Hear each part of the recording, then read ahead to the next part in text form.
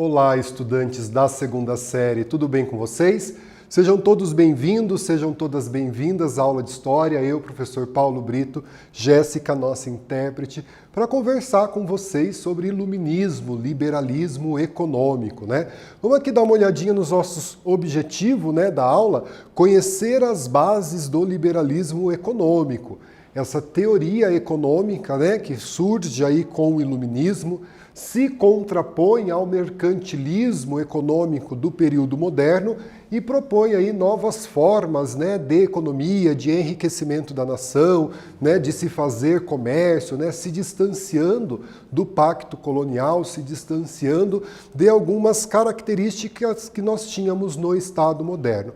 Então, convido a você a vir com a gente fazer essa discussão, aprender um pouco sobre liberalismo econômico.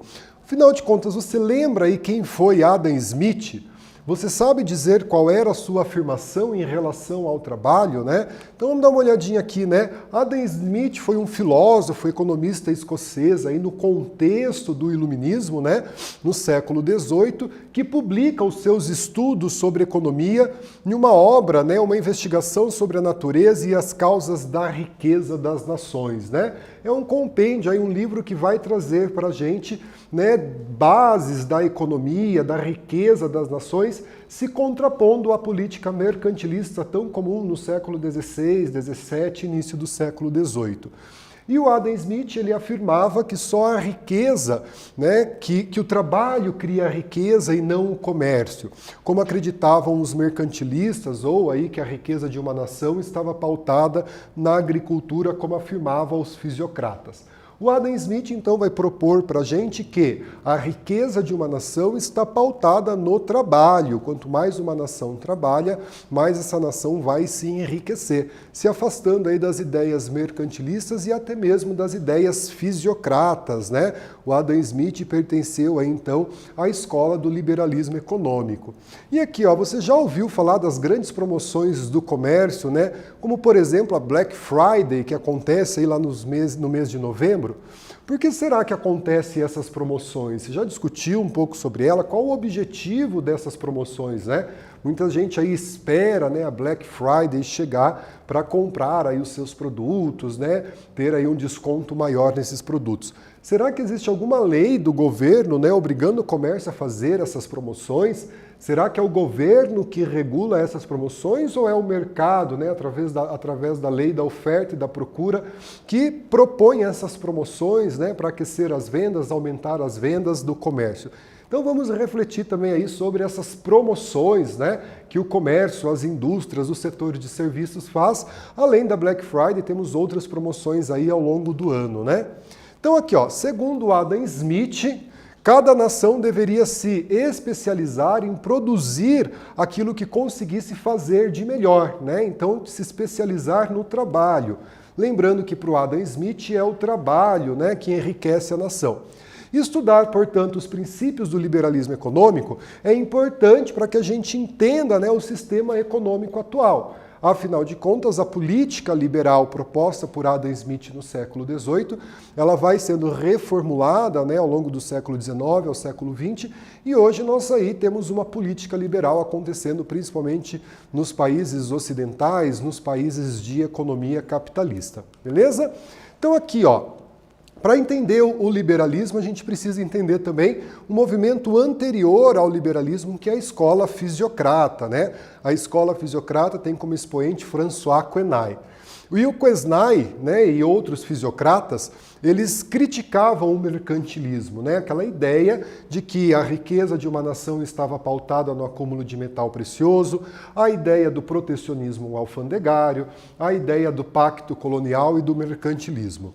Os fisiocratas afirmavam que a única fonte de riqueza era a terra, era a agricultura, né? Por isso a agricultura ela devia ser a atividade mais importante, né? A mais importante era a lei, portanto, da oferta e da procura.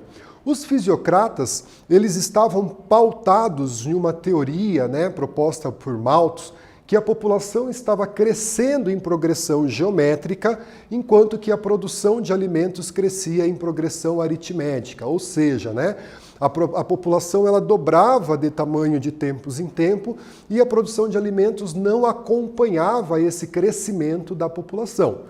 Sendo assim, para os fisiocratas, como François Quesnay, a riqueza de uma nação está pautada na agricultura, na terra, né? Quanto mais uma nação produzir com relação à agricultura, mais rica essa nação vai ser, né? E aqui, ó, o governo não devia intervir na produção ou no comércio de mercadorias. Daí a gente já começa a entender um pouco as bases do liberalismo, né? Devia apenas incentivar o progresso, o desenvolvimento. Os fisiocratas criaram, né, uma expressão, uma lei que resume esse pensamento, né? Em francês, laissez-faire, laissez-faire. Laissez-passer, le monde va de lui-même, que a gente pode traduzir aí, deixe fazer, deixe passar, que o mundo caminha por si só.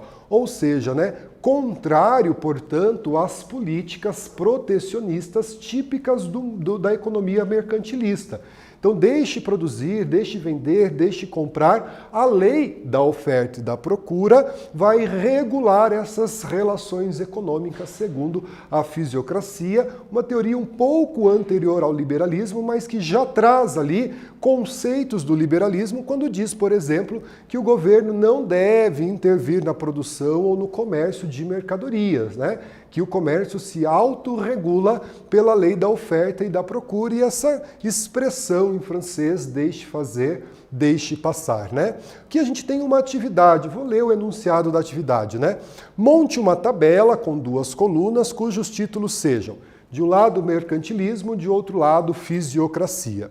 Entre os itens abaixo, agrupe na primeira coluna aqueles que se referem ao mercantilismo e na segunda coluna aqueles que se definem como fisiocracia. Então nós temos um conjunto de palavras e você vai organizar esse conjunto de palavras. Quais palavras se relacionam com o mercantilismo, quais palavras se relacionam com a fisiocracia, e a gente volta a fazer a correção dessa atividade juntos.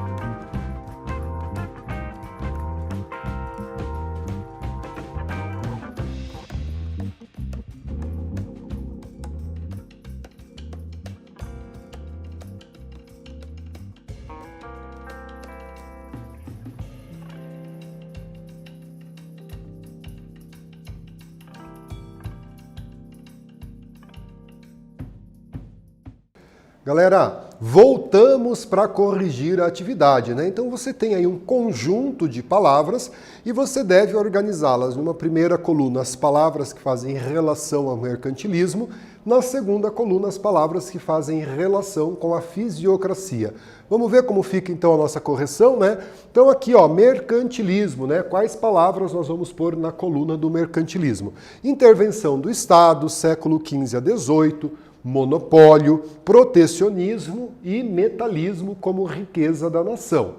Na fisiocracia, lei da oferta e da procura, a agricultura, liberdade econômica e o laissez-faire, né? Deixe fazer, aquela expressão que denota aí as características do liberalismo aqui na fisiocracia. Então aqui, ó, liberalismo econômico, né? As nações com perfil agrícola se dedicariam à agricultura e as industrializadas à produção industrial. Vale lembrar, né, que a Revolução Industrial que começa na Inglaterra, ela está se expandindo para outros países da Europa, se expandindo para os Estados Unidos, se expandindo para o Japão, a partir do momento que a burguesia vai ocupando esse espaço de poder. Então, assim como os fisiocratas, Adam Smith, teórico do liberalismo econômico, também defende a livre concorrência de produtos e o livre comércio entre as nações, ou seja, né, as nações precisam ser livres sem o protecionismo alfandegário que havia nas políticas mercantilistas, né? Será que essa ideia ela foi muito bem recebida pela burguesia da Inglaterra? Né? Como que a burguesia inglesa recebeu essa ideia, né? Essa situação, né? Da deixar fazer, deixar entrar do liberalismo econômico, uma importante reflexão para que a gente possa fazer, né? Então aqui, ó, liberalismo econômico, né? Esse conceito de mão invisível que o Adam Smith traz para a gente, né? Vamos dar uma olhadinha aqui nesse conceito de mão invisível. A mão invisível do mercado, ou seja, o mercado ele se autorregula, ele conduziria o progresso econômico sem a mão pesada do governo, ou seja, né? Sem a intervenção do governo, criando barreiras alfandegárias para os produtos, né, importados, para importações, para exportações. Deveria ser o quê? A economia ela se autorregula pela lei da oferta e da procura. Então tá aqui, né? Então o governo ele seria responsável somente pela manutenção da ordem, preservação da paz e a proteção à propriedade privada, né? Sendo aí a proteção à propriedade privada também uma das defesas do liberalismo econômico e do liberalismo político, né? Os indivíduos, portanto, né, agentes econômicos, sem o Estado intervindo nos negócios, trabalhariam para satisfazer os seus interesses. Então essa burguesia vai trabalhar aí no desenvolvimento dos países, no desenvolvimento da economia, através do trabalho. Lembrando que, para o liberalismo econômico, a riqueza de uma nação ela está pautada no trabalho, se contrapondo à ideia mercantilista de que a riqueza de uma nação estava pautada no acúmulo de metal precioso. A soma, portanto, de todos os trabalhos realizados produziria, sim, a riqueza de uma nação. Então vejam aí, né, essa síntese da economia liberal, né, de como que um Estado se enriquece, de como que essa nação se enriqueceria, qual seria a riqueza dessa nação, pautada, portanto, no trabalho. Então vamos dar continuidade aqui, pessoal. Liberalismo econômico, né, defesa do trabalho assalariado e livre. Então vamos defender um trabalho assalariado, vamos defender o trabalho livre, mesmo nesse contexto de escravidão, né? Os liberais entendiam que a formação de um mercado consumidor, ela era aí a partir de que não houvesse a escravidão. Como que essas pessoas que trabalham em regime de escravidão iriam consumir os produtos, né? Então eles defendem um trabalho livre, defendem um trabalho assalariado, se contrapondo a esse processo de escravidão que existia, por exemplo, nos países aqui da América, entre eles o Brasil. Defesa da liberdade individual e da propriedade privada, então essa ideia, né, do comércio ser livre, das pessoas terem iniciativa para fazer o comércio sem estar atrelados às amarras do governo em uma política mercantilista. E aqui o preço da mercadoria reduziria e o lucro poderia ser maior se houvesse essa livre concorrência, né? Então esse desenvolvimento da nação pautado nesse liberalismo econômico, né, aumentando a concorrência, com vistas aí a diminuir o preço do produto, porém gerar cada vez aí um lucro maior para a burguesia. E aqui a gravura, né, do Adam Smith, né, os livros, os maiores benfeitores da humanidade. Vamos dar uma olhada aqui, a gente tem uma atividade para fazer. Veja aqui o nosso texto, né? O liberalismo afirma convictivamente que o mundo seria melhor mais justo, racional, eficiente e produtivo se nele reinasse soberana a livre iniciativa, se as atitudes econômicas dos indivíduos e suas relações não fossem limitadas por regulamentos e monopólios estatais ou corporativos. Ideia do liberalismo. Olha a nossa pergunta, né? Considerando o texto, responda quais são as principais ideias defendidas pelo liberalismo econômico. A gente volta para fazer a correção juntos da atividade.